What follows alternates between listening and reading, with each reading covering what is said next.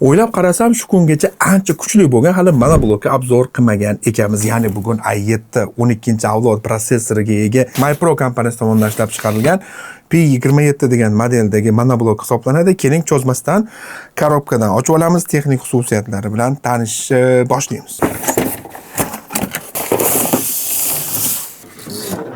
Hop, qadoq tarkibini ko'radigan bo'lsak, o'zini yo'riqnomasi, mana bizda oyog'ini pastki qismi, oyog'ini asosiy keyingi qismi, bu eng oyog'ini pastki qismi, uni ko'tarib turadigan. Mana yana demak, bularni hammasini biz qotirib olishimiz kerak ekan birinchi galda. Buni bu yoqqa o'rnatamiz, keyin bu qismini esa monoblokka o'ziga o'rnatib olishimiz kerak bo'lar ekan. Mana bizda o'zini bittani kabeli xuddi notebooklarnikiga o'xshab ikkita qismdan iborat. Xo'p, qadoq tarkibida atyorka yo'q ekan. Bizga atyorka kerak, yig'ib xotirib olishimiz uchun.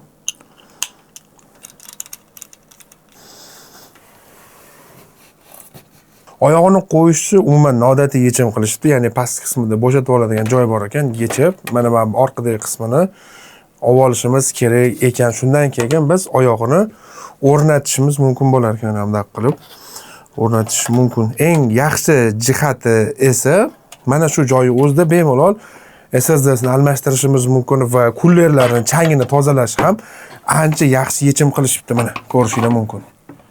Ramda SSD turibdi, SATA 512 talik. Hali to'xtalib o'tamiz texnik xususiyatlariga va ramda kuller changini tozalamoqchi bo'lsanglar ham, ya'ni o'zingizlar bemalol ochib tozalashingiz mumkin bo'lar ekan. Ana endi orqa krishkasini yopib qo'ysak bo'ladi. Mana ko'rishingiz mumkin, yangi holatdagi monoblok hisoblanadi.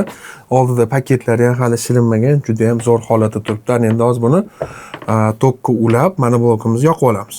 Mana shu bizga nisbatan chap tarafida ikkita USB 2.0 porti bor. Shu yerga biz klaviatura mishkalarimizni ulab olamiz.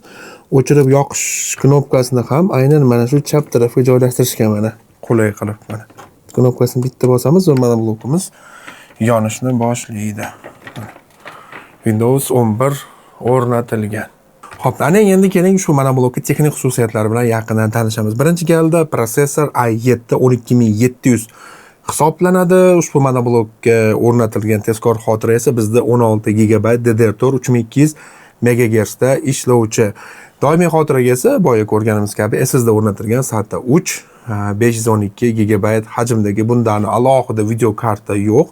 Ya'ni asosiy kuchni prosessordan va xotirani tezkor xotiradan olgani uchun bizda Intel Ultra HD Graphics 770 va 2 GB hajmda ishlaydi. Ya'ni endi savol paydo bo'lishi mumkin, albatta bu bilan o'ynab bo'lmaydi, lekin misol uchun grafik dizayn ishlar, office, hisob, kitob, hamma va misol uchun Photoshop, Corel Draft'larni bemalol ishlatishingiz mumkin. Hattoki Premiere Pro'da montaj jihatdan olib qarasak, misol uchun Premiere Pro o'rnatib bemalol Full HD, hatto 4K kamerali, ya'ni bitta Raket 9 da olingan videoni ham montaj qilsanglar bo'ladi. Sababi men bundan ancha kuchsizroq bo'lgan notebook'im bor, i7 11-avlod, lekin shunda ham men 4K da olingan Raket 9 dagi videolarni bitta kameralikni bemalol montaj qila olaman. Ya'ni 5-6 minut, uzoq 10 minutgacha bo'lgan videolarni juda ham ko'p effekt qo'shmasdan shunchaki qirqib ulash, yengil perexod va ranglarni berish orqali ham, misol uchun ishxonaga olib qo'yib, ham ish uchun, ham shaxsiy brendinglarni montaj uchun ishlatsanglar ham bo'ladi demoqchiman. Ko'rib turganimizdek, diagonal bizda 27 hisoblanadi. Muhimi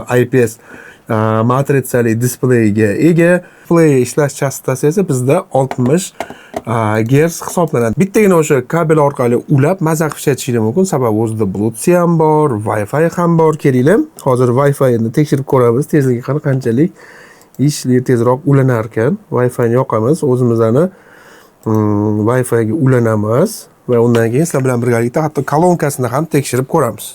Xo'p, mana videolarni ochishini ko'rishimiz mumkin. Yomon emas, ancha yaxshi tezlikda ochmoqda. Misol uchun ularni orasidan birortasini misol tekshirib ko'ramiz, ana kolonkasini. Bizdan shu 200-250 atrofida kompyuter so'ragandinglar. Mana xuddi shunaqangi $230 atrofidagi kompyuter sborka, faqat to'g'ri tushunasizlar, qanaqadir negativ kommentlar kerak emas.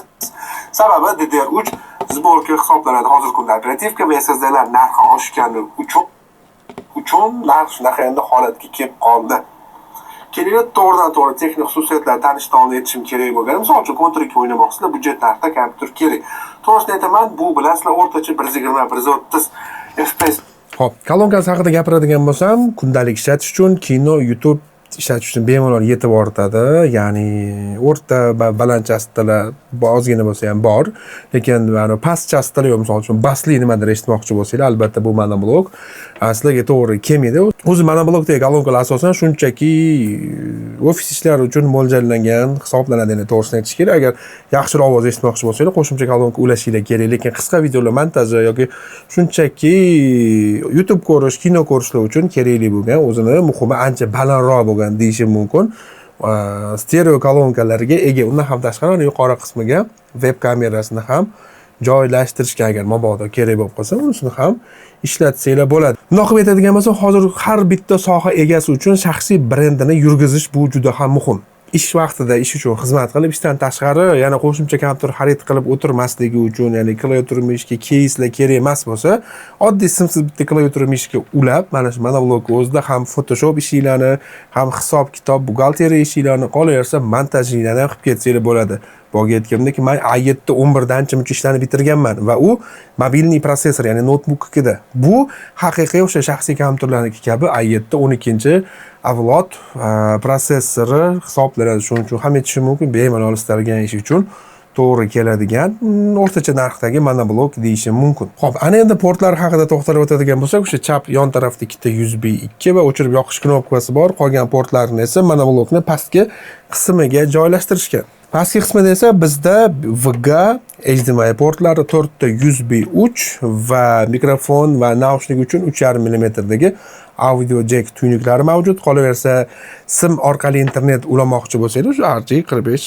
ya'ni Ethernet porti ham bizda mavjud. Marhamat, shu monoblok sizlarga tashqi ko'rinishi, xususiyatlari yoqqan bo'lsa, Counter-Experts 2 ya'ni Sergey Kan do'koni orqali xarid qilishingiz mumkin. Albatta garantiyasi va O'zbekiston bo'ylab yetkazib berish xizmatlari ham mavjud. Agar sal oldinroq buni boshqacha narxda ko'rgan bo'lsangiz, bitta narsani unutmang, hozirgi kunda operativka va SSDlar narxi oshgani uchun narx shunaqa holatga kelgan bo'lishi mumkin. Balki keyinchalik bu narxi yana ham oshishi mumkin. Shuning uchun imkon borida o'zi bitta dona kelgan.